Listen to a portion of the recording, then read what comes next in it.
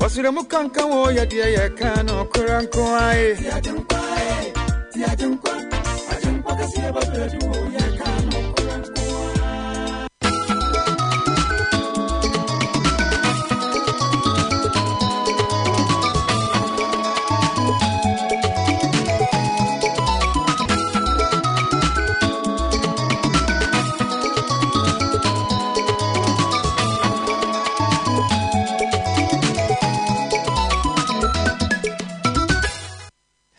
No see a tosumi and one Ghana this mama yamunyajo. Ahaya AGYENKWA 101.9 kasa video so person. CMM ni amahudo bisu nsemo di kan say nwume no sia de nsentwofo. E de egu nkata so amasemufo ato no bo ase asemu no. Enwume ye de somo ka se frifidua mu a. Abefo kwantempo so www.agyenkwafm.com, modernghana.com, listening to my radio.com na tune no so wiase nyina. Akwa akotwen a wonmo etie ye. Ukopiem wonye hi asundwe radio online radio wonmo kutamu. Baba Transformation Center meduma mu akoka ebofo bo amadu Chrome calling FM wa Grand Sodro one more soccer zem say twitwe amewiase nya ete yenka ye stream live ewe yen Facebook page so AGYENKWA FM Kumase 101.9 AGYENKWA FM Kumase 101.9 YouTube aye AGYENKWA FM live okwa obesha obe like no comment de wiase nya atonka o text message o di baba mi akenka 0204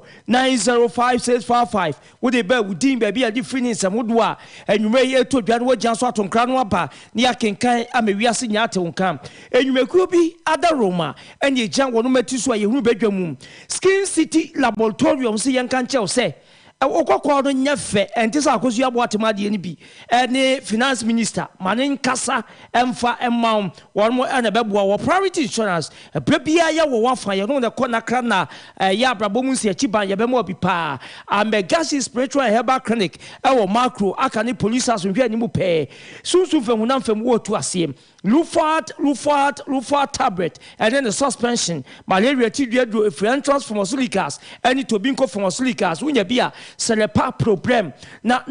for no bruzi and ne waje penny se wo so manfo yade se wo do manfo etu kwam wo ma kontu semwa ayeye sunsun fam de na agi asebe musika semwa aseye na pechi number 2 obo ase kwantempon so eho anye butu a yedi ekui bra na ye no enye adwuma won me ne kwai mu anwuma yesin konwa na yedi no sia kase esomwom kase nemu nsemu a edi mu ade ncheche no sei na etie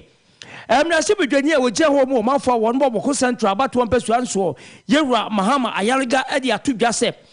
wosre esraj se won mu nyenhwemu pa mu do na ne manfo bi a asrafo akum won no yempe patasika emfa ema won osofo hwe o metivido apue mantam so eno ababonten de to adehye o mo ho nyina anim sade a betimi am wo ntuma pa afafra ewo mantam no mu se obema asomdue atena wo mo entem na adusuafo a won musua de wo mensu apon legun no mu enene won mu chegu se empanyifo a won desu apon na no di school fees fofura ba nyame anu nie won mo awofo ene won mo hwefo kapre mo da ma ho ne bo tinti Ablakwa aban no blem ene obla sport na daje ni posokra yenko bosomtwemen sunmu na yenko dina aputuoja na ohempon wo ho okofo nini asechi kwache agyeman otosumienu ene ode to aban nanimu se kwan bia na naworoma hyombo wode ne sabekan asentimi nwie peye ti aban no na daroma womra na womeye kwan no emfa ema dehia womo aputuoja amanoni semu no sie kopiemu America bochimemu a nanka America trofo panyi yewura Anthony Blinken wo tu kwan akwa China na enso akonto na enya maso ni nyanse China wiemusie bi afom aba America hye so ewo wiem ho amom susu se entwaye a wo masha ase a won mo eka ho asem abusia sansem ane de keka ho nesi babese aduasa edie mbati enka se ade no osia kase fo AGYENKWA 101.9 kase fie so na ye di monto a motoka mo kwankwa nwiase ane me ahodo a mote enka apafo mienu the president ADUANABA AGYENIM boatene mene BRETUO BAAKYEWAAH TWUMASI Mandela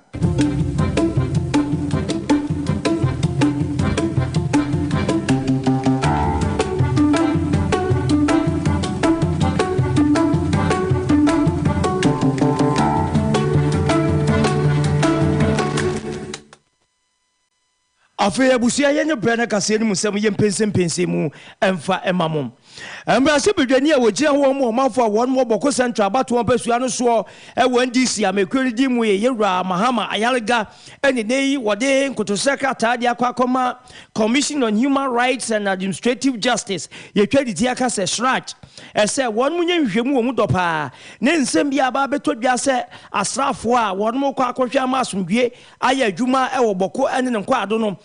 watoto abanso tubrane amanipa bia famu ahwe won mo nkwa se won ma wo kwa akobra wuo na fe de wo sompafe ena ede enamo yewra mahama ayalega echem se anya hwe kura no wo timinya mpatasika bense Ghana sika fufure opepem yensa ne achiponum 3.5 million Ghana cedis e de ma won mo abeboa pa enye nka bi enipa bense du a won mo firim no abusua bi akwa timinya Ghana sika fufure empema hedmu 500,000 Ghana cedis ya e ka beboa won pa ne chesa aka antichiska no 5 billion ya de ma abusua bi a won ma de hye koto ye ya ka beboa na asem tintin ene ntiatia enya ene se tifido mantemu wo titu epoye ho boko ene ne kwado no asomdwe de enyi anim se ya na ebi enche dani ho eti ya de bambofo akọ se won kohwe e ma asomdwe nya adwuma no di eda so e operation gongon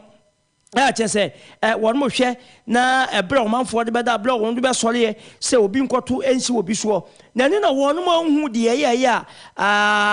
ebumbo bi eba ye hwa na pozi asafo ekope won mo akum won anase wo kope won mo abro won mo a wo toto abanso atubra ne sa ewi akire ne nipa makomako du won ma famu ahwe won mo ko chese asem no aya rehosem pa na de na ya kran se abemu aketo abaako a won wo dwane ensensan wele no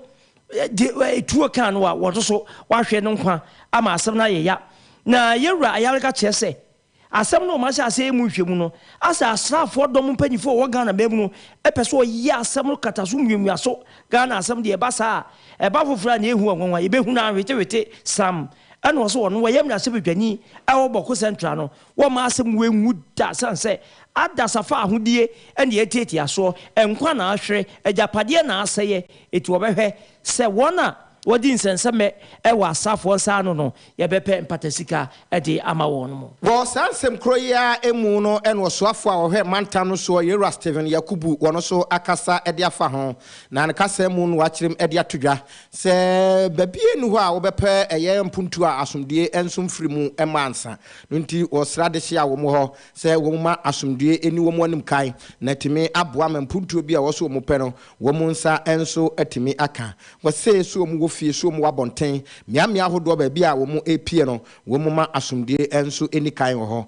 na se ne edi kan ama mo nya nte no na nse na bumbo bi eba ye boko ene mpatamu na wie ye no de beto odwa nyina nse osi adehye mako nsia wo mu afam ato anananom e wonse do na numu ena aka ho bi ama adehye wo mu ho so ani abrete se krodom na eni ababetodwa se aban enam sinia wo mantam no mu wone nananom atrenkonwa asinkonwa no wo hwe kwampa obetimi afa so na saade no a esi ye no ebi entimi ensi enso ebiew ti samra ye kase se be se don hwedu no na ye chi no ena mpanimfo atrase no ope asumdue ebetimi aba amadehye a wo ho no wo mo enso entemu na nimu no ena ode sansemi enso atodwa na wo se eyade a yara wo sam kase pa sanse boko wenye de dikan ye totumienu ana de totumiensa bumbo bia beba mantam bi mu a na ye boboko edin enso aka ho a ni nyina enso entimi wanti no atrip and dia tudwa se samre de mpanimfo enso sunkonwa no apel laxing solution e de amasa ansemi mu na mu no kirem editudwa se wo be kosa ansemi emu no na de kofa banyina ne se ase nipa bonfo bi o me criminal so wo mu bon mu e na kire so amanosem enso wo mu eno na ne ma mienu a wo mu ahunu e wo kwan a basabasa ya esi ewo boko enso emu na ne nyina no ohwe kwan obetimi afa so na betimi de asomdue aba mantam so afo Steven Yakubu say en oto ana ne bisem enso eso decisions as to how we can keep the region safe. It's one of those meetings. But Boko issue came in because, you know, our hotspot now is the jihadis in the region, no, the jihadis across the border, and also the Boko problems. It's very sad that people have lost their lives. It's something that we want to know what really happened. I also want to say that this troubles in Boko is taken to. We have been doing our best to make sure that there is peace in Boko. If you sit down and you think about it, you really don't know the reason why it is getting this way. And I think that probably there are also criminality in it, politics in it, criminality in it. People have their own reasons why they probably don't want this to end. So I want to appeal through this medium that, look, let's give peace a chance.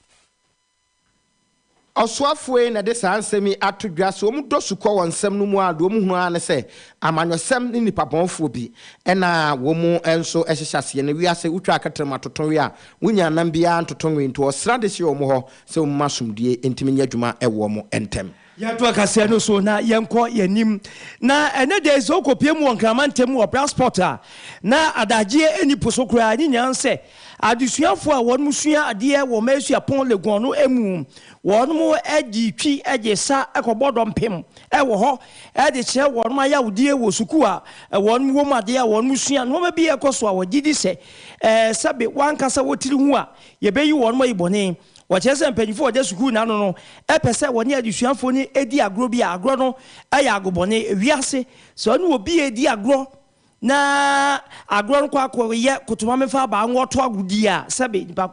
no na bone ya bentim pa enunti eno hono esra banga na fo nyina se de ekoso ewo omesha poligon no no se ne TNT yemra meka bi ma wo nyinya ne se tiefo beka no no remfi ya afra se emu ho no ba beto dwa se mensa sabaho na Commonwealth ho no adusuafo no ekyinkyira ka akoko ya edipani yese saade ya tutum obi ankope ba bi ntina no mbe makwa ma adusuafo na saba horse ho abesua de bio anase wobeto odwumedie so a eni ye bi o mbe se ho bia no adusuafo wa hape ene beba betena eho na mi dodo na aka no won makwa akope ba bi atena asua de eno no adusuafo se basa enhye da mwa wo mu eno kura ho da re ne de e wo fon kakra e de ma wo mu na de ama won mu eni abret se krodom ene se school fees ya tum eno omu che se se de wiase adua Ghana aye dendendene won ma wo fon wahwefo won mu ni bi adwuma sei na ya tutu school fees mu a aban we di Ablakwa ene mpanifo nkasa anya sa de adusua no kamia yese opeso obobra opeso ko anim na enso bedu ba bi ne no bi akwa akonsidie ewo mu a enhyeda enkobo akra na adusuafo ni bia ye ne won twetwe nkomo ne da no won mo sem ni bi eni. Management of the university as a result of the negligence of a duty of ensuring peace and security on campus and also upon refusal to accept blame for the said clash. Last year, residents of traditional halls paid a sum of 854 Ghana cedis for a year as accommodation fees. But this year, university management has increased the prices by more than 75%, and as a result, students are to pay 1,500 cedis yearly for traditional halls. Concerning the UGA hostels, the updated prices stand at 8,842 a year minus JCL dues and then fuel. With last year's price standing at 2,980 per year, representing approximately a 30% increment. These increments are unreasonable. Students are suffering and we demand clarity. 1,000 cedis every month as allowance for entertainment, and we need clarity to this information. Here are our demands. Students demand a refund of the unlawful monies they have been charged as school fees and a reversal of the unreasonable and exorbitant prices of residential accommodation on campus. We demand that management of the university comes up with a clear plan on solving accommodation problems. Lasting solutions have to be meted out to this long-existing problem immediately. Also, starting from this year, we, students, every Tom, Dick and Harry, every student wants to see hostels springing up on the university campus. Number 3, students demand that university management reverses their decision on the academic fees increment and immediately comply to the Minister of Education's directive on the 2021 academic year's fees increment. Wei adusuafo a won mo mesua pon legon no mu no no tese empanifo a won mo ekoda ye na woson da ye di sanhye no ba ye no wosan koda sumie ne ketekro no aso na wo mo sesan won mo adwen AFIA mra santemantam ha ne enko bosomtwe mansimu ne enko gina aputoja na ohempon wa oho eye okofo nini asachi kwame eye agyeman otosomienu ena wone yensentwroni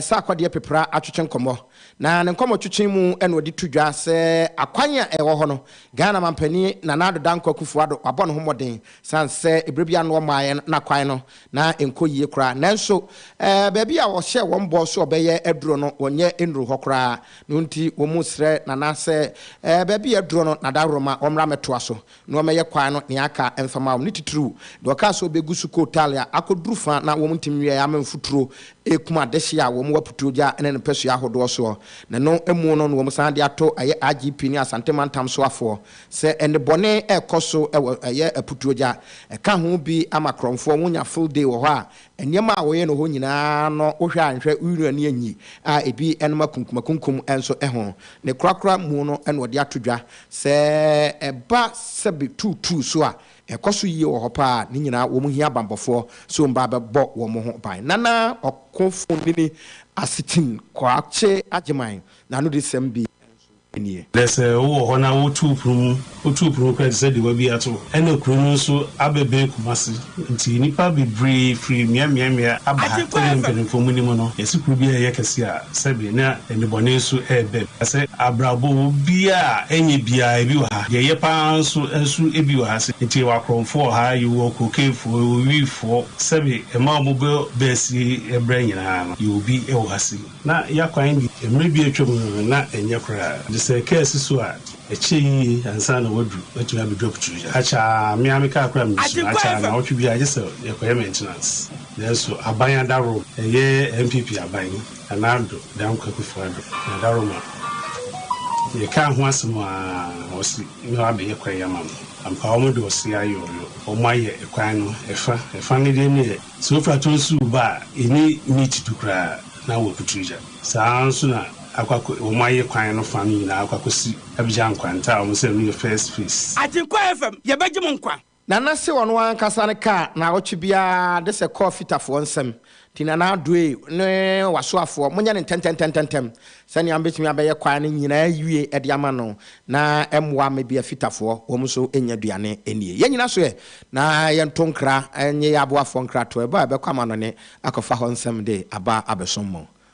He wants. What's the wedding easy? Oh, you butu ankasa. Wakaka. Messi. Lufat na wajima where you? Hey, malaria drew Lufat. Jama wedding where you hospital. Sister, where I imagine there. Few hours to my wedding. Na Messi semu huma yeshepe. Minketa was mikuniya. My husband is sick. Hey, Jama otono na basi no yen. What's the water tested positive for malaria? Mewo na benti na one for ambulance na one. Ab ambulance. It's not a bicycle. Hey, no, nyasi from Kakabo. No, kick. Many wedding gonna me make up nina. Sometimes. That's right. Nearest pharmacy. So wanna meji Lufat. Entrance pharmaceuticals for one malaria druna. Inyo. No ye na. One chair. Mukuno china nenadi. A brante pa. No kuniso. No pona waka that you may kiss the bride. If you want to show day. No, donna. Man, no, you don't know. Jija, woman malaria and come to them. Lufat. A malaria dropper test for malaria before treatment. FDA. Ashesa egedi inkratoi ajatum se eye. Anokwa maji Hamedi. Me pa chinyi jifwa na namaji Hamedi sano. Doctor amagashi na me kamfo di amount. Yadia eja etu nyade wote hamaka sano de hamaka ye adwuma. Enu ne betu yade na se. Me nue nkwa chinchi mrawate na bomo chichi afri nso ase beka cho se odenchama wu a ye nyina tinye maso hwe hunaji atum se. Doctor amagashi wote hamaka sa. Eye stroke nyedwe yade na fuwa miensa pe odi betu ase. Asthma enu so simanum no otu ase. Eyam kro ulcer wode na fuwa miensa chinyente ne yakuma bonso nkronso ayehia hwe doctor say ne ntontia waje Hamedi or the trokunkum bible munsam kronkronkron ene beto spiritual marriage na se honhom munsam a etena wo so obi ne wo beda yato waduro ade bi ye fa honhom mu no kwahwehwe doctor magashi ya kira kwan no besa dia maun sanom na anu ya mani krotweri se mehne santamu medie bi ho adanse drugs ene nipa na to muntentan oja ya enyai fa wani kira doctor magashi ho na kokopɛ yaresa efama no gold ho nsem good honhom etacha ya na so pa emfa nkwachinchin baby amiemfa so kwana no wachinchina fa wo haw ni nyina koda Dr. Magashi he ne ba na mema yebom krokro sadi agrade edwedwai eno so fa kwai na obehwe no asan yade kidney yade eno so Dr. Betuase amagani Magashi a ene ehu amaga hoho fa wani che macro kani police house on hwe ni mu pe ya ye adwuma di frijuwa da edi kosi memeneda ya sha asia no pa no nwotwe a ye po anwumre no nsia frayen was 0547 044307 and 0544 580936 Dr. Amagasiana wa mami ho adwiri Rose, Frekitra ni video man ne bisasa ayefro no hihye no asisen. Bra, wo so abremu. Sanya manko ne kwaware ebre. Oyiri we die sa otiwa ni hwe ne pa. Ni di machi so papa. Aka 2 days pe na wedding ye duru so. Ena. Hwe ji cold relief tablets ibinom na ho nto wontem. Watimi amairi wedding case. I don't know. Cold relief. Cold relief. Pepo so no kokoko. Etimi awangitenkete. Uchimu yo dududu. Ana hwene mu so nsu ana so hwene mu asi. Cold relief. Ebe relief wo ama ho ato wontem so. Cold relief. Semanhia wa enkambetra oba we mu saa so mo agam hako. Awari so. Don't know. Ubenya cold relief for pharmacy bi eben wo mu. Etufonko Tobinko Limited Kumasi Sports Stadium echi. YF Brono no so. Telephone 051 389 success. Cold relief. A relief mentam so. Abuja fuera masisa mwatwe ye ni AGYENKWA nkrato aba yankwa amano ne na yemfa hozem ento akase no so emma mum na yakopiem America emanu a amane boy free omanpani Joe Biden atan ya ba beto dwa chese na de na ko se ni trofo penny Anthony Blinken wo ko China ememu nu kodi dwuma bi na wono mo atwasa akonto emu nyinya de se China ewo wiemuhyen bi a wochese wadidi dwuma ebo mpempe wo wiemu na wode hwese de wiemu sachaye ewo nsensem esitia na eninam wiemu no obi ehu de yeye ene trahye ekwa America famu ewo wiemu enhyehyeye mu nso no enikwa ase ba no sa ena America chese nyame enim ni kwan a China ma no fa aso na sa ade no ekokosi ye no ze wiemhyen wi ya ye kan ho asem yi AKYEA se balloon bi sa ena etimi ko wiemu a ne abrofo no ade ya ha de bi ni ha na wono che se ekwan ya wofom kwan ma no bedi America ehye mu no enye ne kwan no e ba ye sa akra so esa de akonsidie ena ba ye na China si we die wo sa America ma no enye bo apayo ena wofom ye ebedi America hye mu ewo wiemu no ma kase bi kura na America China bo ntimu po so obepa America aye nynya do diwe no omontanse no omonka na fisem America chese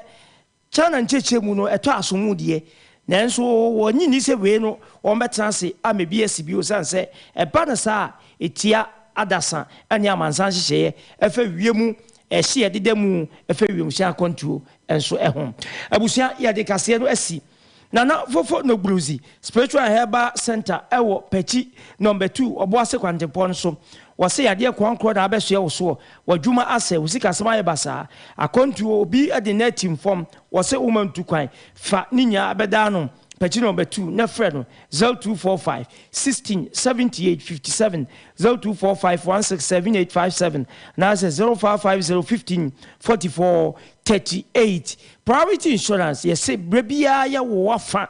ye boa amonya abrabom nsi achiban a beboa ye third party insurance comprehensive insurance commercial property insurance fire ni motor insurance ye nyina ewo ya tan ye mu ho Onunti ejapade bia wonya bia no fa won sempa ebeda ye wo Matia Junction Tobinko Plaza dano AGYENKWA FM no obefre 0244 56 23 34 na 0244 37 88 96 Skin City Laboratorium ya bema we de na toso ye beyi ne nso obey enyina de free ni padua no konkone ne bia begu wo eja na namo ewo ho no ye beyi ni afiri ho ye wa sokore mampon affordable housing main gate nhwe ni mu pe ho na Skin City ye bia ultramodern spa ewo ho pani bebe omanfo ye won widie eye ye wonkuni sem na papa ene oyo papa bebo pa wo ba free 0248 93 62 97 Amegashi spiritual herbal clinic or macro akani police as we hear ni mu pe woda no obi ni waba beda wato nsemu ententine obi na DBB adue wo so ana ni nyina no yade ha dwe duabo awo ho ayede ama so oba na be ma freye Dr. Amegashi ahomanini 0544 580936 0544 580936 o freye nya ye bejo so Lufat tablet and then the suspension if we entrance any ye tobinko akache no de aba wunya binuma malaria nya adwane ama ahwato Food and Drugs Authority agiatum 0541 26 87 21 Afi amanfo adwentre ta constitution ewo yamwase eno se adisuafue ninkotodwe egu famu a wo sere wom so mo ma asundra ando danko akufu ado de wo ye listening government a wo betie wom anwuro nchi asonko enkoma onabo mavis nkansa bodu ena afi so Dr. Mahmoud Bahomia o mampani abeti adedua ewa nwe futu ena wo se sasundie ni ho a bibie ni ho a mo betimi aya betimi aya adesia oboko ahodo so se wa ma na azunwe hu ya na ya wonti kinka sudi hia wo se Ghana yesre adwobre pa na master planner junior Kentampo wo se de ekoso ni nyehuhuru a ebedwo ye mum se MPP aban eti adwamu die Ghana mpuntuo ebekoso bi ankana komato ne yem wo ye kwame na acidity ahafo achensua ena wonso wo se wo hweye enwumrei no wo se enwumrei die MPP aban die nyankopon ni nipa ni mu ni wo ye scam aban pa wo se ne mra hyebedwani a obeba ahafo ano southwest Honorable Atiso Tata Denke wachiano watedin wate wow kudwa sempa furniture west and was weekend news mwa ya die yesu etiemu efri adum epa Pedro wa Madina Cruz wasemo matano so Indianapolis Kesben Junction yetiemu ewo ho se John Bososo Ablakwa North Abuakwa North ena wose ohweye efri ena wodo so chem se be bia Ghana edro ni de ye bibia ewo ho kozi si awie abusia na ye de o manfo adwenche ne kase ni nya e de esie nya nwure ya bofo eye